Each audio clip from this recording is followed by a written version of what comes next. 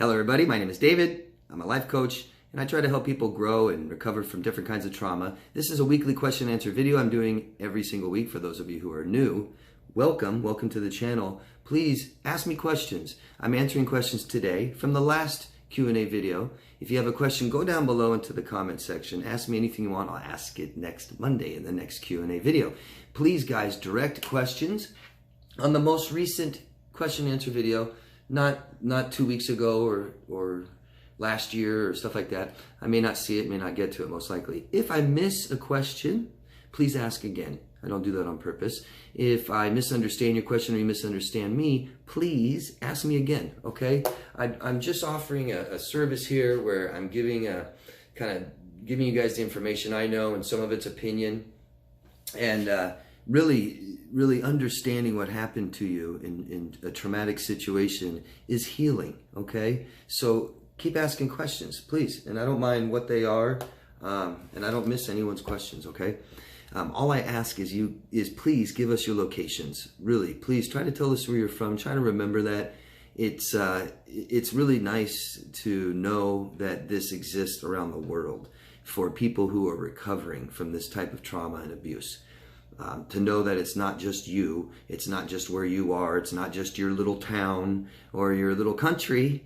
You know, this is a human problem, societal problem that happens everywhere in the world wherever there are people. And so to see that there's other people, fellow people suffering like you guys are around the world, it helps, okay? It validates you, and it just kind of makes you feel like you're a part of something bigger right now, right here. And I really like that.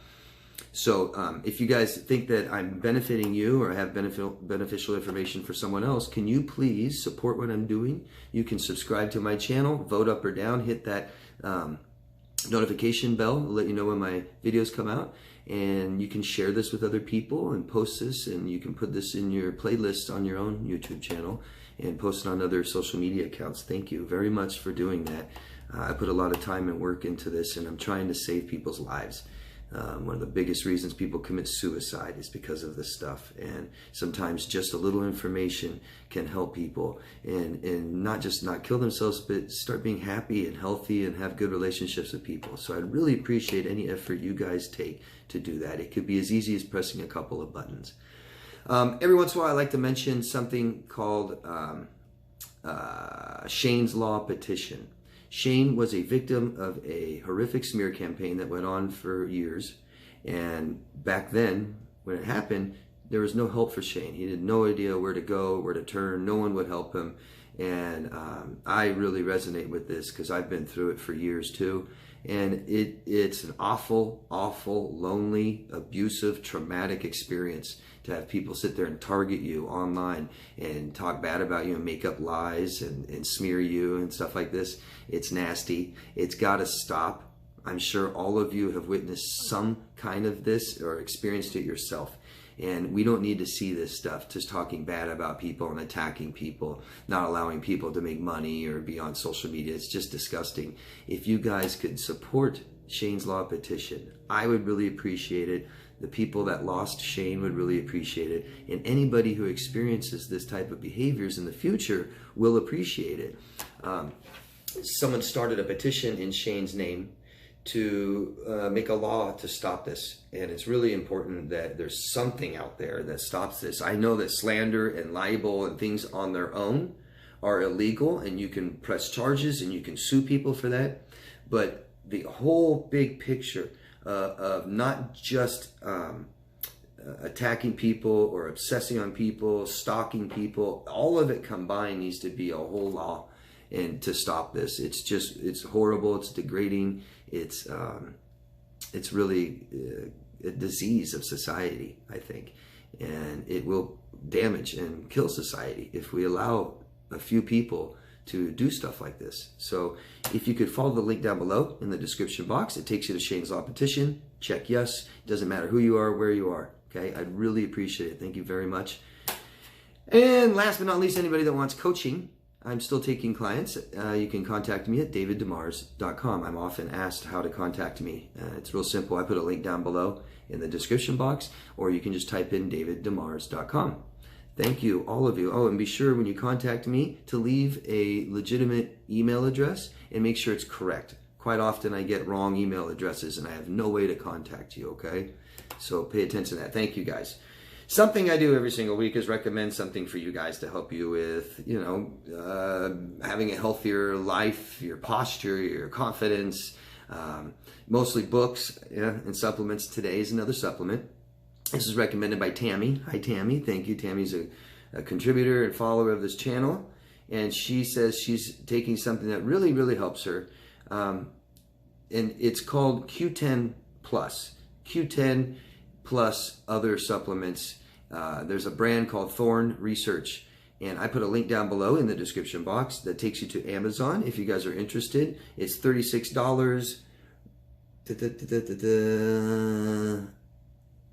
And it contains magnesium, potassium, taurine, hawthorn extract, and coenzyme Q10 plus a couple other stuff. And here's what it says it claims that it's good for. When our tissues need additional blood supply, like during exercise or when we're stressed, our blood vessels need to dilate efficiently. If blood vessels are not as elastic as they should be, which ours probably aren't because of stress, then our health can suffer. And it does. The production of nitric oxide is very important to blood vessel health. When an adequate amount of nitric oxide is produced in our blood vessels, the vessels are more elastic, normal blood pressure can be maintained, and sexual arousal occurs normally. Something very affected by trauma, isn't it? Sexual arousal. And cardiovascular health is promoted. Thorne supplements enhance the body's production of nitric oxide, thus promoting healthy blood vessels. Anybody interested in taking it, you can consult with your doctor. Be very careful if you're pregnant, and if you have any problems with this, consult your doctor. Thank you. Okay. Let's get started with the questions. Again, please tell us your locations, everybody. Here's a funny statement I just wanted to read by the one and only. You know what Zeus said to the narcissist? You better watch yourself. In the mirror, that is. I like that, so that's why I read it. Thank you, the one and only. Sammy says, new sub. Only found your channel today. So glad I did. Been watching your content, and it's very helpful. I'm in England. Thank you. Thank you very much, Sammy. Appreciate you. Welcome to the channel. Welcome to everybody that's new. I really appreciate your guys' support. I get a lot of reasons why people don't subscribe to my channel but follow me, and you don't want your ex to see and stuff like this. You don't want people to know. So it's real easy. Just go to YouTube, create a new account, use your email address or a different email address, a new email address, and that's it. It can literally take under a minute. I would just so appreciate it. With YouTube's stronger restrictions and not allowing you to say stuff, and which is horrible. A lot of people's channels, including my own, are growing slower and slower and slower. So I'd really appreciate any activity you guys can do for me. And subscribing is the best. Thank you. Thank you, Sammy. Welcome.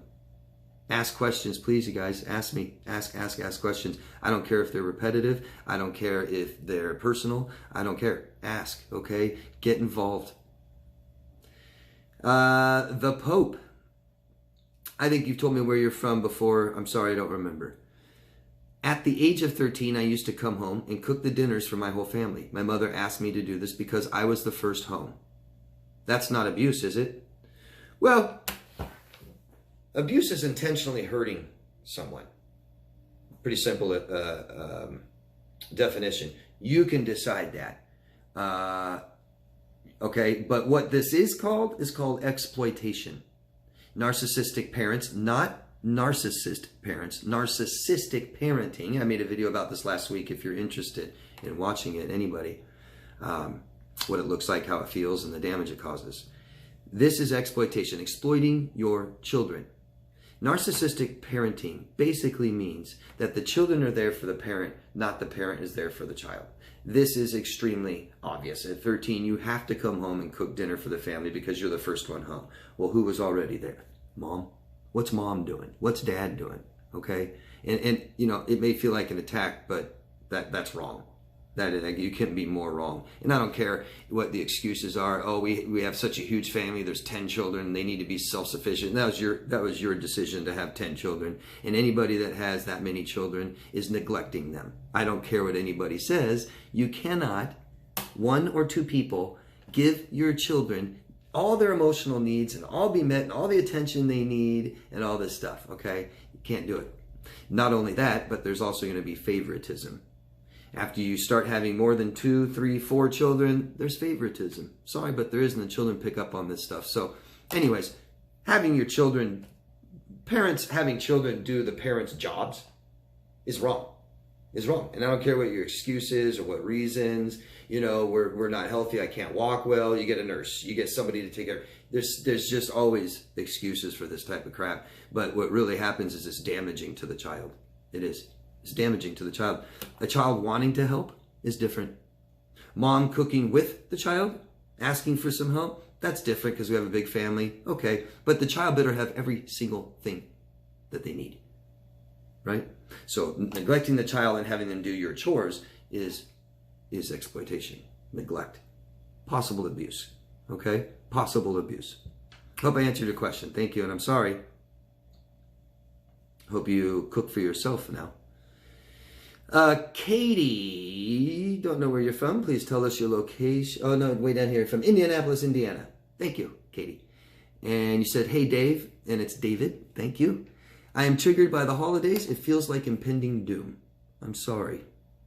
My family is narcissistic, with a mom and brother-in-law who are all narcissistic. I want to not go home, but just not tell them until the last minute to give them plenty of gifts.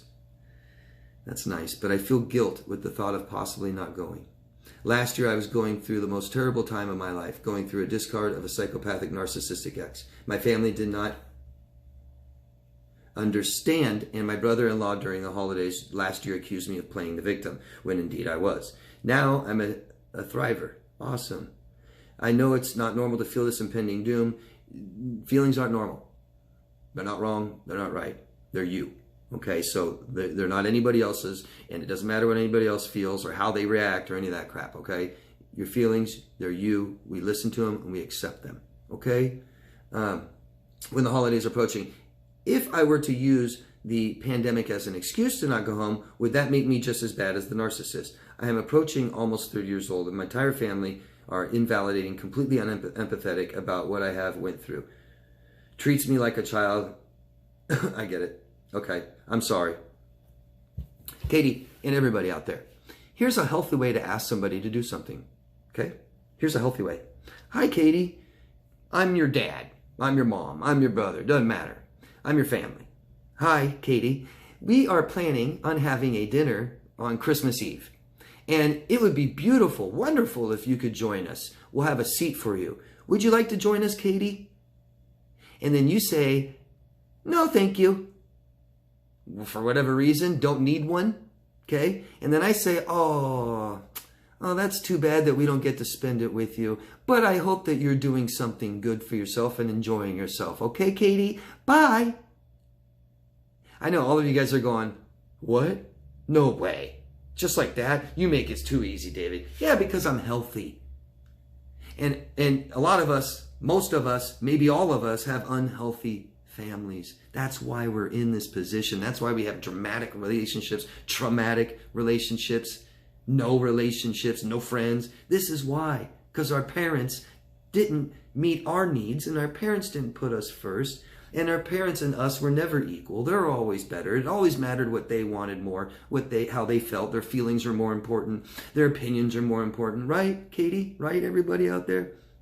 I made a video on narcissistic parenting. I think it's crucial for all of us to watch. 15 signs of narcissistic parenting. Please go watch it. It was just over a week ago. Easy to find. Anybody that says, keeps asking you, please, guilt tripping, doesn't care about how you feel.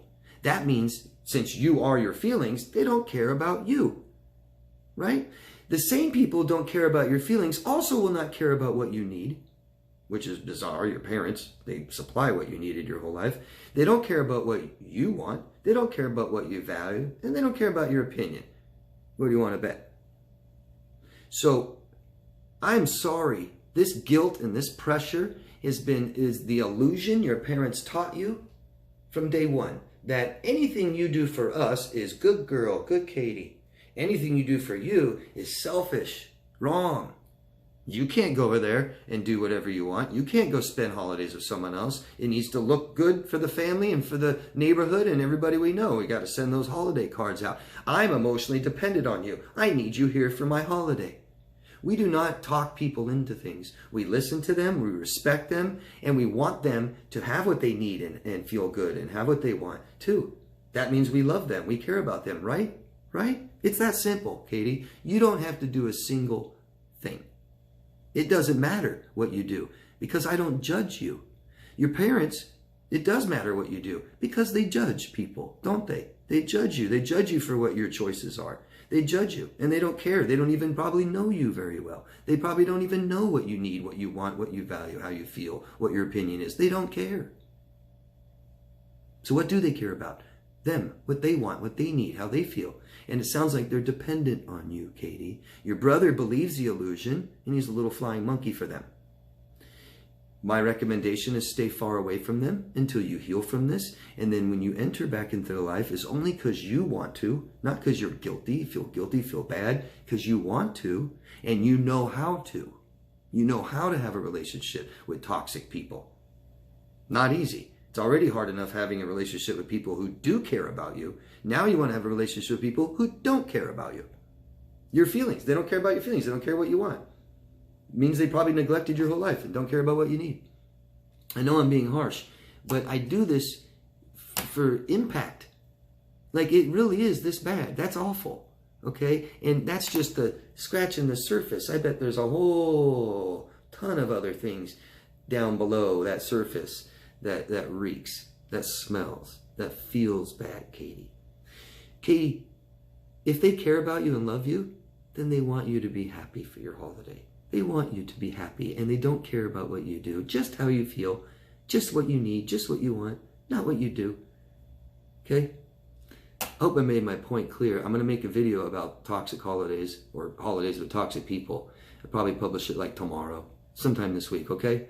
Thank you, Katie. Please ask me questions if I left something out or you left something out, okay, or you don't understand something. And tell us your locations, everybody. Let us know where you're from. Tell us your locations. All right, Mary Lee from Saskatchewan, Alberta, Canada. Hello, Mary Lee. Thank you, David. 106 days, no contact. My stress levels have gone way down. Also, I have recovered from bronchitis. Also, just finished all the spine treatments. I now can go on walks. I never have caffeine afternoon. I have therapy 3 times a month. I'm mindful of my sleep and healthy, fresh food. Still haven't gotten real in the activity level. Yes, I have dissociated from the life I keep in contact with my friends. I have recognized and accepted depression. My mind and body shut down. I wasn't surprised whatsoever. My family doctor is also aware of it. I'm ready to emerge from 3 months of depression. I do not miss the ex. Every day is not a battle with the ex-narcissist and his controlling family.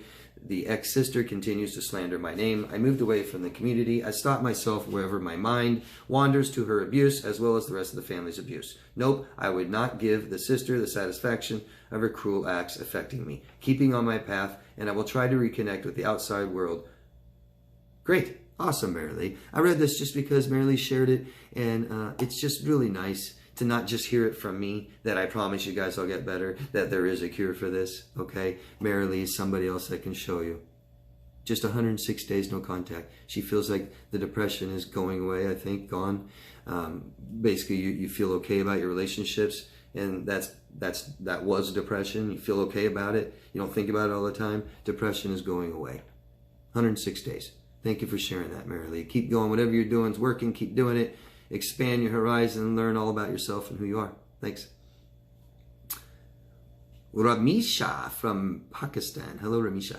Is it true that the narcissist never stops hoovering? Knowing this stops me from moving on and keeps me at edge. I feel like it isn't over yet. I'm sorry. I'm sorry. Saying the narcissist implies that there's only one. The one you know. I don't know what they'll do, honestly. Narcissists tend to come back and hoover. When you understand how narcissists think, how they think of people, that they're just objects, really. They don't care about you or see the humanity in you. They don't value emotional connection with human beings. They exploit people just like objects. You might still have something for me. You know, they don't deal with the loss. They still have loss of you. It doesn't matter how people feel about each other. When we lose somebody that was significant in our life and took up space and time, there is loss. Okay, and loss causes depression. Narcissists will avoid at all costs any depression. They have completely cut off their childhood. They cut off everything that hurts, and a lot of things hurt them.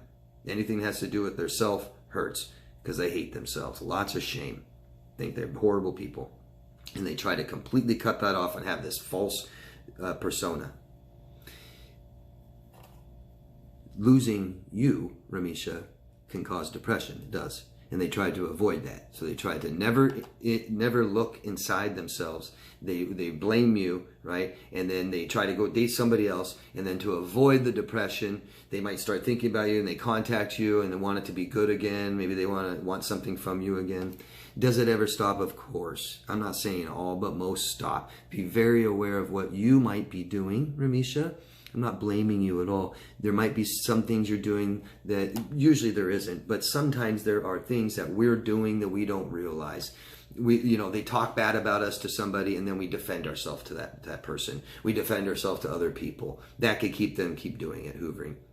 We pick up the phone and keep, shut up, I hate you, leave me alone. Stuff like that. They keep calling, you keep doing that. Try stop doing that. Things like this. Let's block them. Let's not see that they even exist. Okay, Ramisha, you said you feel like it isn't over yet. It's keeping you at edge. It's keeping you on that high alert. Start treating some of the chemicals that are released on high alert. There's supplements, natural supplements you can take. I recommend them all the time. It calms us down from this, okay? Let's talk to people, Ramisha. Get this out. Don't hold it inside. Don't hold the feelings inside, your fears inside. Get it out. Express these. Okay, try exercising every day. Give yourself lots of vitamins and minerals because this kinds of stress depletes them a lot. We can't see it, hear it, smell it, touch it, feel it, nothing. Okay, if you really care, if you really want this to stop, be more extreme. I have people saying, I'm scared for my life. This person won't stop contacting me, blah, blah, blah, blah. And I'll say, get rid of you. How did they contact you? They say through Facebook. I say, get rid of your Facebook. Oh, I can't do that. I love Facebook. Do you love your mental health as much or more? Your future, your life? Be extreme. Everything's temporary. Shut all these down. Stop using. People say, well, I can't get rid of my email. Can you stop using that email for a month, 2 months, 3 months? Use another one. Can you do that? And then you leave that email alone. And then you spam all his emails and you don't look at it, don't use it, right? Change your phone number. Okay. Go to the police, file police reports. File police reports, contact a lawyer, have a lawyer contact them, say cease and desist. You can start trying to threaten with, now I don't know how Pakistan is, right? I don't know, especially for females, right? I don't know what they do for you and help you and protect you. I do know people in Pakistan. I've had clients in Pakistan, and this kind of behavior isn't tolerated as far as I remember. So be extreme about it. Do not contact them. Do not react to any of their stuff. Document things, file police reports, and try to ignore it as much as you can. Okay, Ramisha? I always use a saying that tends to work for obsessed people. Even obsessed people don't like to work for free. They don't like to put all the time and effort and never get a single thing out of it. Okay, so be very aware of what you're doing. Good luck. I'm sorry. Keep taking care of yourself, okay? The Pope says the best time to talk to your children is when you walk with them. I like that. He said it's harder when you sit them down and they can't sit still and the jibber jabber and all that. Thank you, the Pope. Love, Consciousness, and Healing says, while I was at my dad's bedside dying, she cheated on me with a couple. She told me to take it or leave it. That she loves the three of us. I left. That's beautiful love. I'm so sorry. That's traumatic. That's awful. I am so sorry. I'm so sorry that someone that you cared about was so cold and nasty and exploited your vulnerabilities. God, I mean, who doesn't have a vulnerability of security, right? Of non-security, of threats of security, of leaving me and stuff like this. That's just nasty. It's abusive. It's traumatic. I hope you learn every little thing you can from this so that never, ever happens again. I'm sorry. Hi, David, or Ellen from Amsterdam. Hello. Hi, David. Awesome that you fixed the video to one long one. Great that you talk about anxiety. Your teaching resonates a lot for me. Thank you for telling me. I have a question. For me, it is not clear what the difference is between anxiety and stress. Can you talk about it a little bit more? Is anxiety always the reason for stress? Love to hear what you think. Thanks, David. So there are two different things, right? In stress is events that take place, right? That pressures us, puts pressure on us in some way. Now realize that not everybody reacts the same way to trauma or to stress, okay? Anxiety is an emotion. That's something your body is doing in reaction to stress. You don't have to have anxiety. Your anxiety may be a lot, maybe a little, maybe none, okay? Depending on the person and how they process these things. The biggest causes of anxiety are stress, okay? Stress at the workplace, stress, financial stress. The biggest would be for us, right? Emotional stress in our relationships, the death or loss of a loved one, medications, other illnesses cause stress. All these things cause us stress, and we react to it differently. And one major reaction or one cause of anxiety is stress. So anxiety is our body's reaction to stress. We cannot have stress in our lives. We either get rid of it or we manage it better. Okay? I think most of us watching this right now may have a stress disorder. I did. I had a stress disorder for 40 years. It was awful. I'm glad I'm alive. Okay? The biggest cause of disease is stress. All right? We have to learn how to get rid of it and manage it. It's the first thing I do in my clients' lives. Where is all this stress coming from? What's the biggest stress? Let's get rid of it. You can't cure a stress disorder with stress in our lives, right? It's like curing burns while standing over a fire. Stress disorders, the reason we have these stress disorders from emotional relationships is our parents didn't teach us how to express ourselves, give us what we need, how to communicate effectively and navigate through these relationships so that they're not just not stressful, so that they're functioning, growing, healthy, loving. Okay? Find out why you have stress. Learn what to do with anxiety. Learn how to manage stress, the stressful things in your life, the stressors. Okay? Think of a tree growing, right? Stressors. Stress would be too much wind, too much sun, not enough sun, too much rain, not enough water, things like this, okay? That causes stress to the tree, and if it's a fruiting tree, it may not fruit. It'll keep its reserves just to stay alive and not fruit. When you have a fruiting tree, it means it's less stress, doing well, okay? And if the tree had emotions, which I think some people say they do, maybe it has anxiety, okay? Okay. Thanks, Ellen.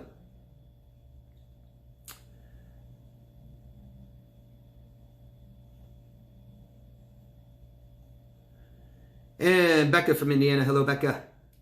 My ex is definitely NPD OCD. I'm so afraid this is going to happen again. Well, how long should you wait to date? I have guys interested, but I'm analyzing everything they say. Yet I feel if I wait too long, things will pass me by. What will pass you by, Becca? The right one? I can't think of anything else besides sex, attention, and dating and fun, and But you must imply the right one. You might miss the right one. Becca, do you know how you meet and find the right guy? Is you be the right girl. Okay, let's get right first. If we have a pattern of unstable relationships, there's a problem. That's not all them. There are problems, but we have one too. There's something going on. Okay, Becca, you asked how long you should wait to date. That's up to you. There is no time. Okay? Depends on who you are, where you are. Just to give you a little something here. We've got to heal from the past. You've got to heal from the past relationships you had.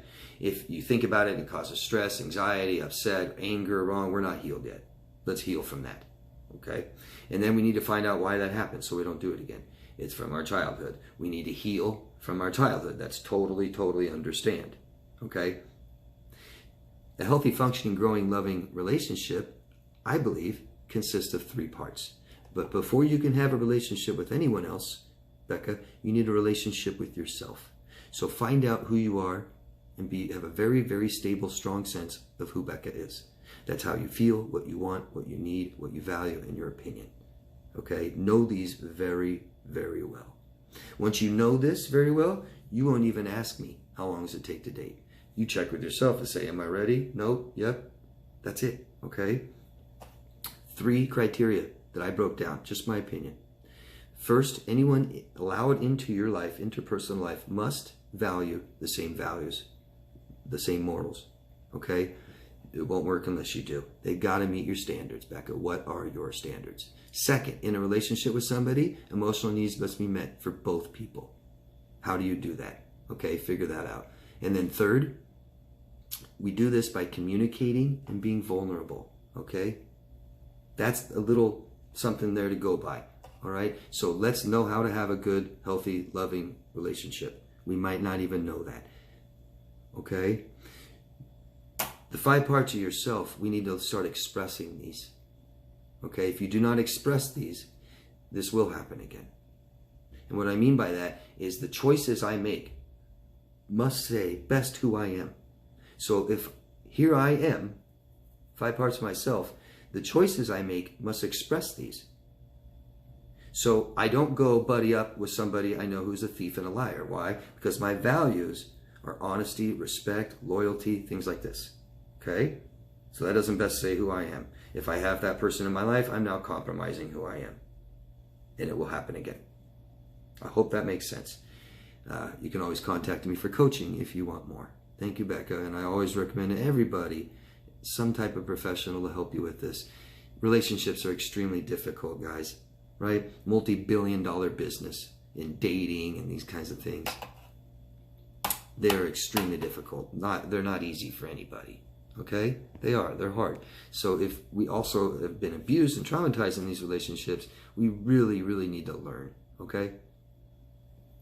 Hi, David. I'm from Quebec, Canada. Hello. I speak French, but I will try my best to communicate. First of all, thank you for everything you do and anything you did for me.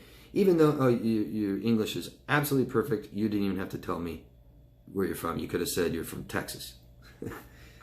Because I escaped 3 years ago from my narc, and he made me move to another city, so I was awfully alone, and you helped a lot. Thank you. Your question is, for the first time since hell, I'm seeing someone. He is a great guy and don't know much about my past. He knows I experienced trauma. I live with the condition named DID. DID, Dissociative Identity Disorder. It already made us wait to get official, but we really like each other and we took the decision together to give it a try. Nightmare. In the same hour, my narc texted, "Hello, it's me," from a new cell phone. My heart broke 1 hour after it blossomed. It's been 6 months since the last Hoover. Please tell me, did he felt that?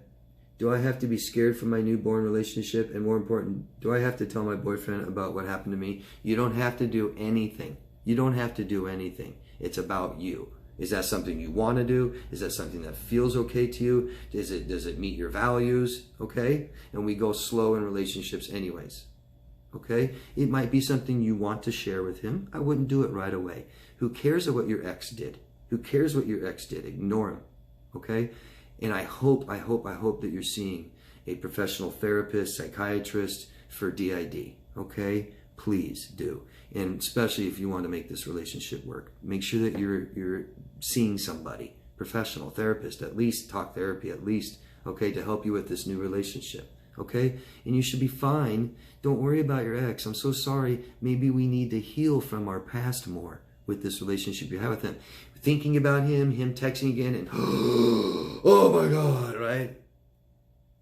Not healed.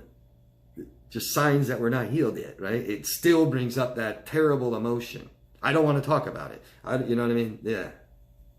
I can think about the most traumatic things in my life. Nothing happens. Used to, not now. I love it. Love it. Totally understand it. Wouldn't change it for the world. Ever. Even when people tell me I'm sorry that happened to you, it's like, nah, you don't need to be. Okay? Thank you. Hi, David. Nikki from the United Kingdom. A female Nikki. Oh, I'm used to so many male Nikki's.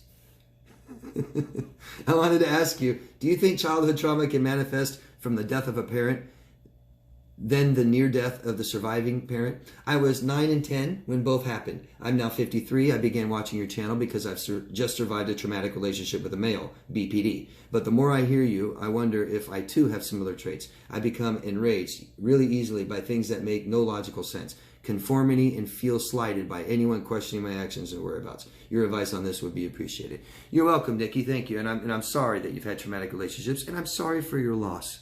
I hope that doesn't hurt anymore. Your question. Do you think childhood trauma can manifest from the death of a parent, then and also the near death of the surviving parent? You were around 9 or 10 years old. Okay. Yes, that can be traumatic. Absolutely. For a child. Okay? Absolutely. However, I'm not saying I know this. I'm just pointing something out. Having emotionally traumatic relationships with a disordered person, like borderline, I don't think it's from that. I don't think so. My guess, okay, I'm just guessing to try and help you, Nikki. Please, I don't know enough information. I'm not diagnosing anybody. I'm just trying to help you out here, Nikki. You were in a neglectful, I know it was neglectful if you're dating a borderline, and I know it was exploitative because borderlines are both exploitative and neglectful in relationships, okay? So here we are in adulthood having neglectful and exploitative relationships with people. That means that we did in our childhood, okay? I can't tell you it's not from your parents dying, but what I can tell you is that you must have not had your emotional needs met in childhood. And your parents may have also been exploitative, okay? Because that's what's happening in adulthood. That usually doesn't correlate with a traumatic event, okay? We could have PTSD from a single event, from losing our parents, especially in childhood, for sure. What I think you might have is c-ptsd. I think you've had reoccurring trauma from childhood neglect, childhood trauma, okay? Because that's the only reason that we date borderlines, people with personality disorders that are unhealthy, toxic, exploitative, and don't care who you are and don't give you what you want and need. Okay? See a professional. Please, see a professional and start analyzing your childhood. Start finding out if you're neglected. Okay? I do this with people. It's pretty easy. It's a little difficult to show the person what they didn't get. I still can do that though, but I can see it right away. Okay, I can see it right away. Okay?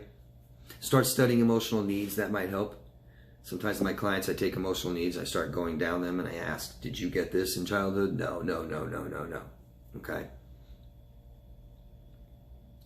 Again, I'm sorry for your loss, Nikki. Thank you for your question. Good luck. Hope you see somebody. Emily from South Africa. Hello, Emily.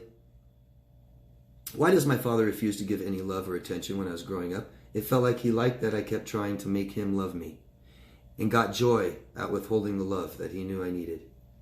Because your father didn't get the love he needed from his childhood, right? And he didn't heal from that, okay? He's not a whole person. He's desperately looking for the love and attention that he didn't get as a child, and now he's getting it from his child.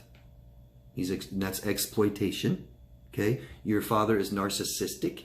He's a narcissistic parent, okay? And he's neglected you, and this is emotional abuse, okay? And he's exploiting you, and he's dependent on you. This is emotional dependency from a parent. And that's what holds us back the most. That's what keeps us in these toxic relationships with our parents. That's what keeps us looking for someone who needs us. You're learning that love means that someone's dependent on you. And so we go search relationships where someone's dependent on us. And they're not dependent on us, it's not good enough. It doesn't feel like love. You don't love me. Oh, you are dependent? I need you. Oh, good. That's love. They love me. This is totally toxic. I'm so sorry. It's traumatic. It's neglectful. It's emotional abuse. Your father is narcissistic. And he's selfish and he's dependent on you. And I'm guessing his marriage with your mom, or used to be married, was totally dependent and toxic. Okay? If you do not get the help, you will not heal, and you will find men like your father. Okay? Vitally important that you get out of this situation if you're still in it, and that we heal from this and understand it. Okay? Thank you. 2 more. Renee from Wisconsin. Hello, Renee. How is it that abusers know the lingo? Right? Yeah, isn't it crazy? And now, here's the deal.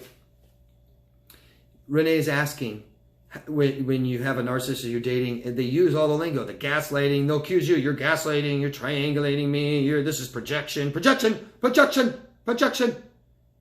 I know a sick narcissist that if you disagree with her in any way and accuse her and tell her that she's a narcissist, projection, you're projecting on me. And so here's the deal, okay? This lets me know that they're somewhat aware. So I have a client, say I have clients, and most of their abusers, most of the narcissists they know, don't know the lingo. However, some do. So here's why. If they're a narcissist, they're probably the covert narcissist, which is the poor me, victim. Well, poor me, I'm a victim, feel sorry for me.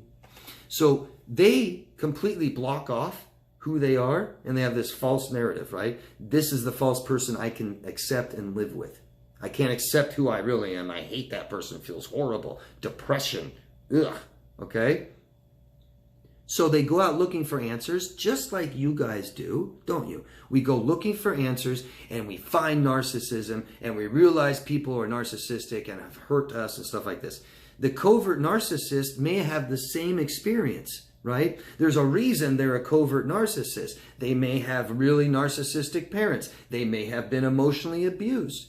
Okay, so they're out looking for answers just like we do. And guess what we do mostly first, right? We find out about other people, and we talk about other people, and we learn about other people, the narcissist. They're doing that too, okay? They lack total awareness though. We start being aware that we have something to do about it, and we start introspecting and look at ourselves. They won't do that. They continue with the narrative. It's other people's fault, How do I fix this then? They want to know, how do I fix this? Oh, I watch out for narcissistic people. Here's the lingo. And then anybody that disagrees with me makes me feel bad, which is really easy to do to a narcissist. Then they point the fingers at you and say you're a narcissist.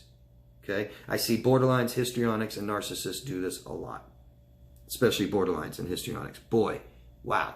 Boy, do they love these narcissist videos, because they've probably been abused by a narcissist. But what they fail to see is they're doing what they're doing.